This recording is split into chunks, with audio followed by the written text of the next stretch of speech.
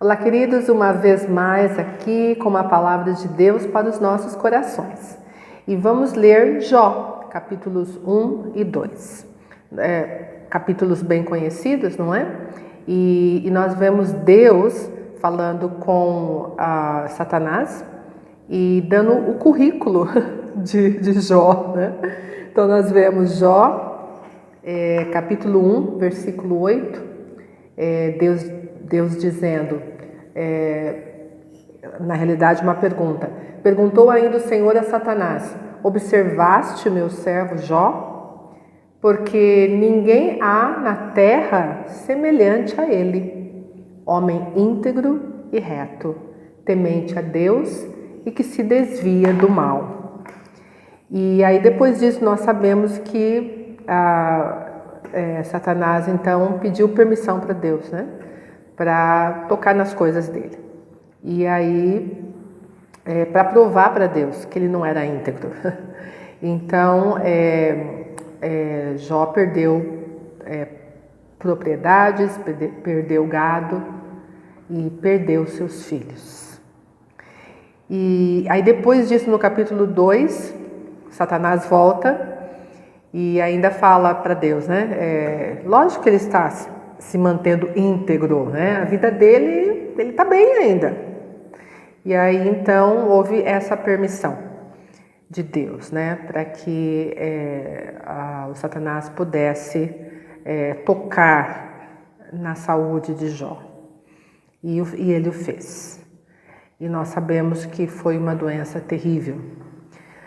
A nossa palavra hoje não é para enfatizar essa tão falada permissão de Deus, tá?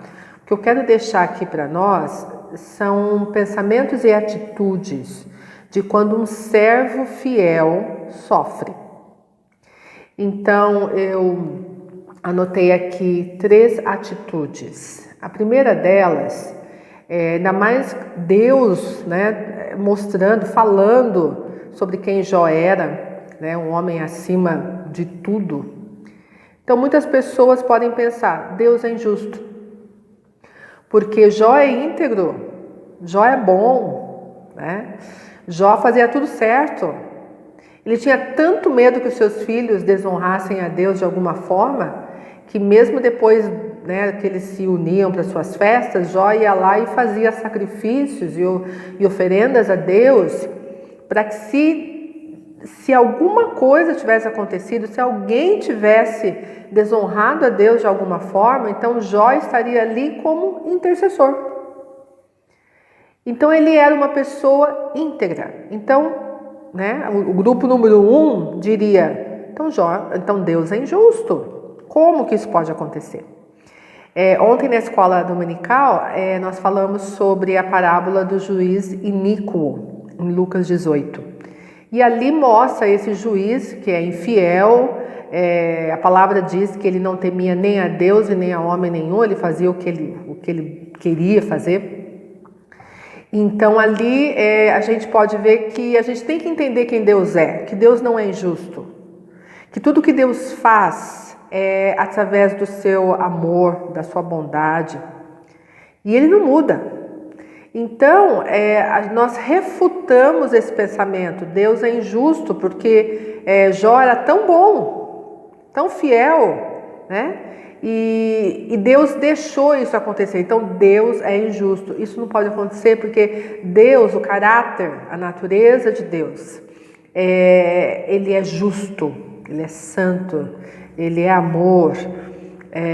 Então, isso não pode acontecer, né? Deus não muda. É a nossa forma de pensar que tem que se adequar ao conhecimento, à revelação de quem Deus é. E essa revelação, gente, vem pelo nosso espírito. Se essa revelação vier pela nossa mente, né, nós vamos questionar as atitudes, questionar a nossa forma de ver Deus. Deus não fez o que ele tinha que fazer. Né? Porque a gente está recebendo isso, nós estamos interpretando isso tudo pelas nossas emoções e pela nossa mente, não pelo nosso espírito, né? E a primeira coisa que temos que entender aqui é quem Deus é e que Ele não vai mudar. Ele é santo, Ele é justo, Ele é fiel e Ele tem uma razão para tudo que Ele permite acontecer. Então essa atitude de Deus é infiel, Deus é injusto, né? Da mesma forma que nós falamos isso daquele juiz iníquo, Deus não é um juiz iníquo, né? Então isso é importante a gente pensar. O segundo grupo, então, diria que Jó estava em pecado, claro. E esse grupo é grande, hein, gente? A pessoa vê o cristão sofrendo, passando por dificuldades, você está em pecado. E começa a espalhar isso. Mas não é bíblico, né? Só um momento em que Jesus estava falando com um paralítico, e foi em João, capítulo 5,14, a última parte. Diz assim, Jesus se reencontrou com o ex-paralítico, porque Jesus o tinha curado, tá? E Jesus disse, olha que já estás curado, não peques mais, para que te não suceda coisa pior. Qual que é a história desse homem? Ele era paralítico, gente, por 38 anos, a Bíblia fala, ele estava enfermo havia 38 anos. A Bíblia não diz que era desde o seu nascimento. Então alguma coisa aconteceu, mas a Bíblia não fala o que é.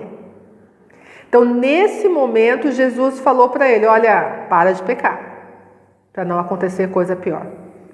Mas em outros momentos, até os próprios discípulos, eles perguntaram para Jesus, ó, esse menino aí, né, que está endemoniado, quem que pecou? Ele ou os pais? Ele falou, ninguém. Isso que está acontecendo é para a honra e glória do nome do Senhor. E ele foi liberto e o nome de Deus foi honrado, né? Para quem está pensando, mas tem mais um caso. Bom, Maria Madalena, quando o Senhor Jesus a perdoou, e a Bíblia diz que vários demônios também saíram dela, Jesus olhou para ela e falou assim, não peques mais, né? Mas assim, Jesus não estava ligando as coisas, né? Não peque, você está passando por essa dificuldade porque é pecado, tá? Então cuidado, gente. Primeiro, cuidado com o julgamento. Ninguém tem que julgar ninguém. Isso está acontecendo com ele, com ela, porque nós não somos juízes. A Bíblia diz que se você julga, você vai ser julgado da mesma medida. Então cuidado, né? A gente vê alguma coisa e já correndinho já vai julgar. Isso é pecado. Isso é pecado, né? E vamos um pouco mais fundo aí, né? Ouvir um lado de uma história, tirar uma conclusão, né? E começar a falar mal do outro lado. A gente não estava lá. Nós não estávamos entre aquelas quatro paredes. Só Deus sabe. Então cuidado, gente. É uma coisa que Deus tem falado muito comigo, né? Fica quieta. Se você não pode abençoar, se você não pode trazer paz onde você está, fica quieta. Porque senão você pode pecar e você pode descobrir alguém. Aliás, eu tenho um vídeo aqui nesse canal falando, o título é alguma coisa assim, quando podemos descobrir alguém ou quando podemos falar mal de alguém. Acho que é isso. Já faz algum tempinho. Quando acontece alguma coisa e você pode contar para todo mundo, é um direito seu. Mas a Bíblia não fala isso. É pecado, né? E eu fiz muito disso e eu achava que, sei lá o que eu achava. Aí Deus veio e falou, tá errado. E Deus falou comigo, não é a mensagem, mas vamos lá. Em Gênesis, quando Noé estava bêbado, o seu filho Caim viu a nudez do pai. Ele devia ter coberto o pai e ficado quieto. Não, o que ele fez? Foi chamar os irmãos e falar o que estava acontecendo. Os irmãos, honrando o pai, pegaram, sei lá, um cobertor, uma manta, e de costas entraram onde o pai estava e o cobriram. E depois disso a palavra diz que o filho que foi lá contar para os outros, ele foi amaldiçoado. Essa questão de descobrir alguém, chegar para o outro e contar o que o outro fez. Primeiro que a gente não tem nada a ver com isso. Ah, mas eu preciso falar. Não precisa. Não precisa. Né? Então, isso é pecado. Isso é pecado. A gente fazer a outra pessoa pensar mal da outra. Só porque a gente quer falar. Isso é pecado. Né? Então, essa questão de essa pessoa está passando por isso? Essa pessoa está em pecado. Gente, vamos parar com isso. Né? Estamos trazendo maldição sobre nós mesmos quando nós fazemos isso, né? E o terceiro grupo, isso tudo é observando Jó, hein? E o terceiro grupo seria o grupo segundo Jó, né? Então nós vamos ver aqui, no capítulo 1 de Jó, deixa eu ver onde eu anotei. Jó, capítulo 1, de 20 a 22, quando ele soube que ele havia perdido as propriedades, o gado e os filhos, né? Então, Jó 1, 20 a 22. Então Jó se levantou, rasgou o seu manto, rapou a cabeça e lançou-se em terra. Naquela época, tudo isso era a forma deles mostrarem que a vida tinha acabado para eles, né? Então, eles estavam para lá do pó, né? E adorou. Lançou-se em terra e adorou. E disse: nu saí do ventre de minha mãe e nu voltarei. O Senhor o deu e o Senhor o tomou. Bendito seja o nome do Senhor.